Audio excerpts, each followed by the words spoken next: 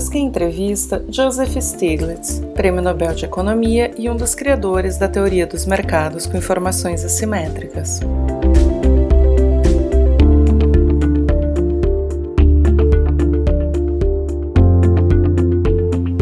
Para algumas pessoas, programas sociais como Bolsa Família têm sido vistos como grandes aliados no combate às desigualdades sociais que são características de nossa nação. Por outro lado, há os que não aprovem esse tipo de programa, o qual consideram mero assistencialismo. Na sua opinião, quem está correto? I think Bolsa Família has been extraordinarily important.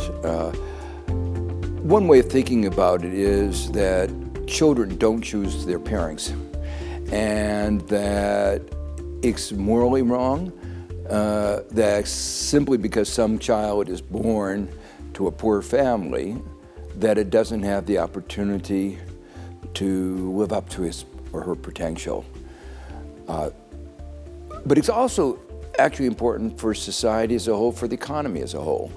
One of the things that we know today is that inequality leads to poor economic performance. And so all of society suffers when there is this kind of inequality.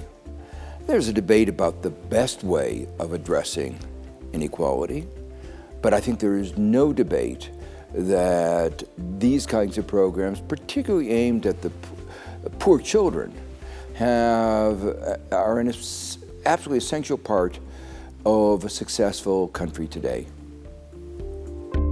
A desigualdade afeta todas as camadas sociais ou apenas aos menos favorecidos? Quais são as principais consequências da desigualdade e como podemos minimizá-las? A major change in our understanding of inequality in the last 10 years, has been that our society, our economy, our democracies pay a very high price for inequality, especially when it reaches the level and the form that it does in the United States or Brazil. It manifests itself in many different ways. Economically, countries that are more unequal grow more slowly and are subject to more instability. This is not just, you may say, a left-wing view. It's now become a central part of the IMF, the International Monetary Fund, as they go around to countries trying to give them advice about what are good economic policies that will lead to high growth and stable growth. They repeatedly emphasize the importance of addressing the issue of inequality. It also affects, though, society more broadly.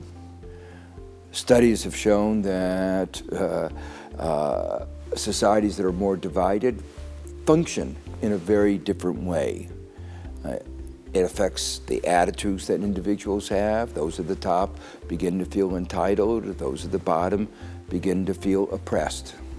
It affects political stability, especially when the inequality is along racial, ethnic lines. A large number of studies in political science have shown that societies in which there are divides along those lines are more prone to strife, to political instability. In short, it's not just those at the bottom that suffer when a society has such inequality. It's everybody in society. That's why when Adam Smith talked about it was in the self-interest of if individuals pursue their self-interest, if they maximize their profits, it would lead, as if by an invisible hand, to the well-being of all society. But we now know what he meant was not pursuing their self-interest in a selfish way, but in an enlightened self-interest. And when they pursue that enlightened self-interest, they have to pay attention to the social context in which they live.